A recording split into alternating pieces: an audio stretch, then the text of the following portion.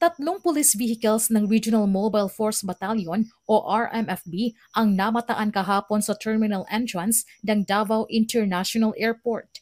Ito ay nagdulot naman ng espekulasyon sa ilang mga biyahero dahil sa lumabas na unverified report na pagsisilbi ng International Criminal Court o ICC ng warrant of arrest laban kay dating Pangulong Rodrigo Duterte kaugnay ng umano'y extrajudicial killing case ng dating Pangulo.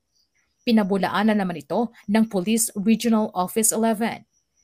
Sa pahayag na ipinadala ng tagapagsalita ng PRO 11 na si Police Major Catherine De La Rey, ang naturang heavy police deployment ay parte lamang aniya ng simulation exercise. Samantala, batay sa official website ng ICC, hindi kasama ang pangalan ni dating Pangulong Duterte sa listahan ng 69 na individual na may active o previous arrest warrants laban sa krimen gaya ng war crimes, genocide, aggression at crimes against humanity. Wala rin umanong kumpirmasyon pa hinggil dito ang Malacanang.